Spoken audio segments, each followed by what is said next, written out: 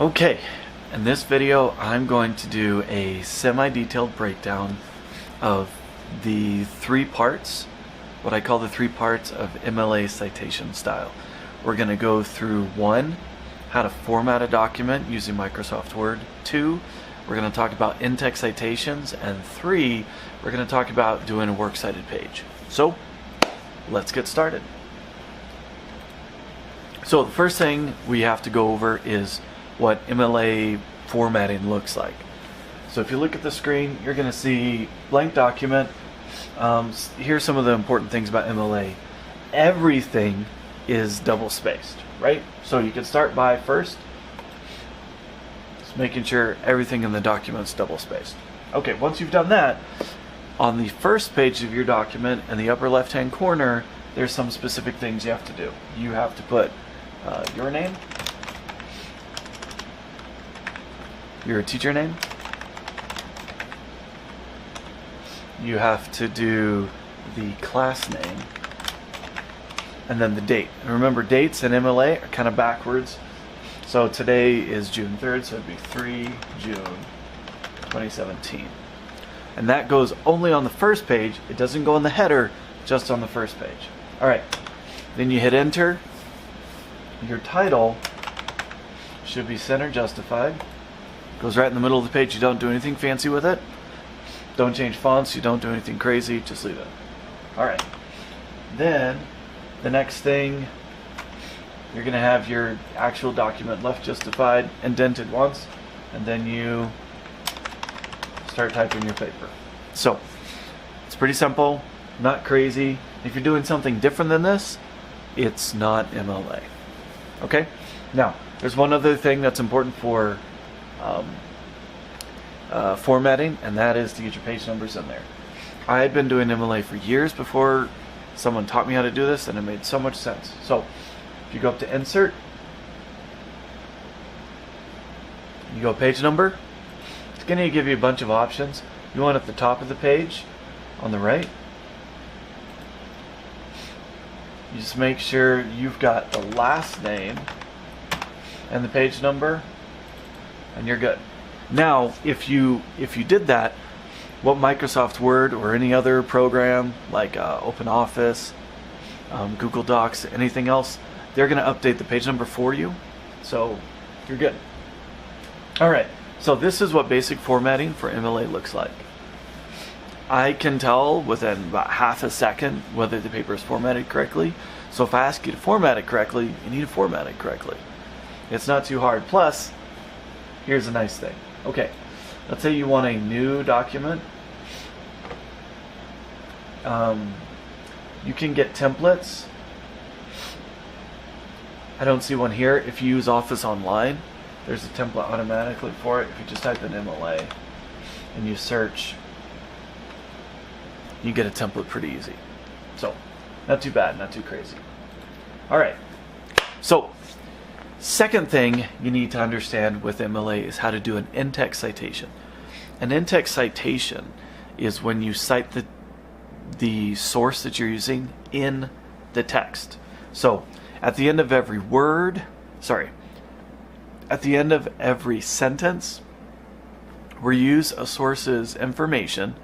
Whether it's a direct quote or it's just their ideas, you need to include your citation information. Now, it's not everything.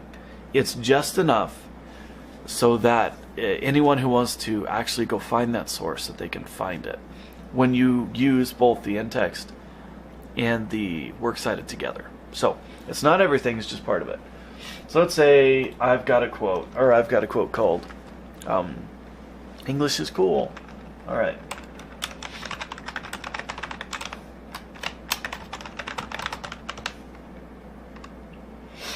Let's say that's the quote, right? This is how you do your InText citation. You notice right here, you don't put punctuation because that's going to go at the end of the sentence.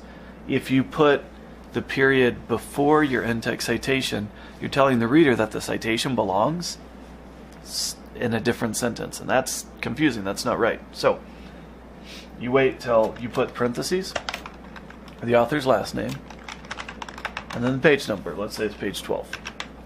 In parentheses, then you put your period. this right here, sorry, that is the InText citation. Now, to be clear, this right here, quotation, this right here, attribution, and this right here is your InText citation. Now, you notice what's not there? There's not a web address. You don't identify a paragraph. It's incredibly simple. And yet I have so many students get confused on how to do this. So, it's really not that difficult. If you're trying to do something else, please don't. It's getting you confused. All right. So let's talk about a few exceptions. There are some exceptions. What if there is no author and all you have is a title? Well, then use the title.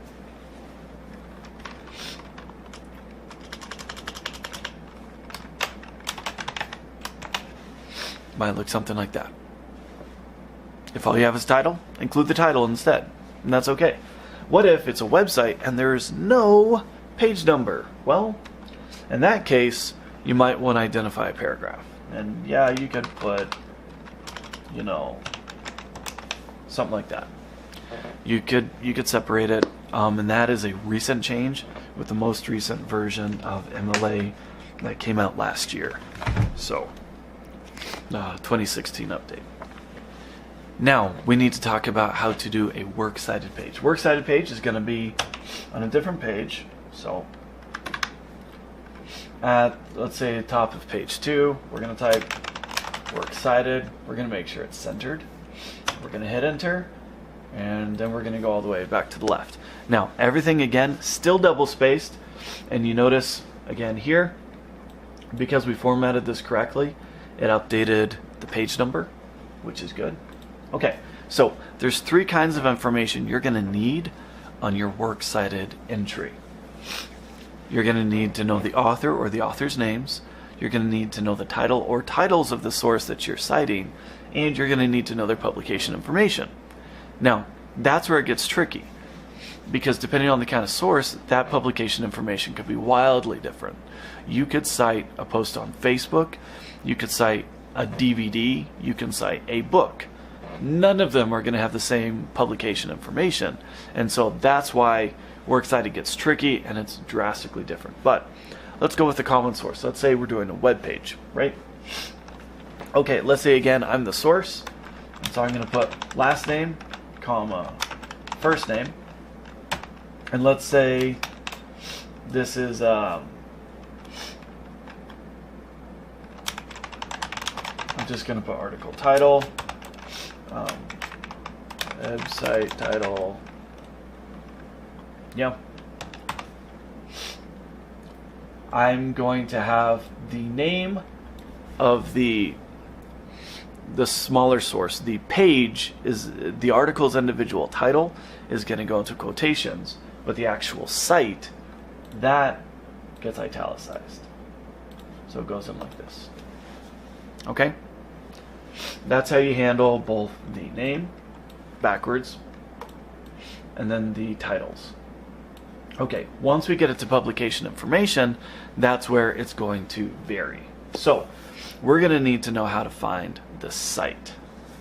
You don't have to put the web address in there, in part because web addresses change. They're really easy for the people who code the site to change it, so that's why we don't trust them necessarily.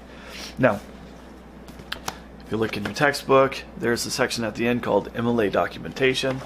You open that up, and if you're using the current edition of the book, this is going to be chapter 59. It's going to have a ton of information on how to do works cited entries. Right? Okay, so it's going to list tons and tons and tons of examples here. This one here, you're going to see. Okay, so starting on around page 550, you're going to see a bunch of examples. Article from a journal on the web, article from a magazine on the web, article from a newspaper on the web. They're all going to be pretty similar. So we're going to use that as an example. What you're going to want to do, the important thing with an online source is dates, right? date that it was published and the date that you accessed it. So let's make up some dates here. Let's say it's all the same date, so we're 3 June 2017. It's a web source, so I'm going to type web, and then the date accessed it is the same, and we're good. Now, if we want to include the source, we might put, larson.com or something like that, and that would mean that this site title would be different. Okay, but this could be all that you need, right? Because what you've got here is you've got enough information so that someone can actually go find that source. So right here, the author's name, the title, the site, the date the date it was published, and the date you accessed it. Now, what if someone goes to find the source and the article has changed? Well, that's one of the reasons why you include the dates, because content is live and can be updated the second you leave the site. That's why it's kind of like an honor code. On your honor, you put in the date, and hopefully everybody trusts you that you didn't mess with stuff. So these are the basics. This is not everything you need to know, but again, we've got formatting, InText Citation, and this is kind of what Works Cited looks like. This isn't everything you need to know. It's not even a very good explanation, but it's really quick and brief. And let me show you something else real fast. It's really good. Okay, if you have questions, you can go to the Purdue OWL website, which is at owl.english.purdue.edu. They've got great resource information. Let me back up just a bit. Okay, so if you go to owl. Let me do this one more time. When you first get to the site, if you look on the right hand side, you're going to see MLA. You can go here. All the information you need for citing sources right there. So if you want to see a sample paper or a sample works cited, just click on it. It's going to give you some samples and explain things. It's a great resource. In fact, this could probably replace a lot of textbooks on this.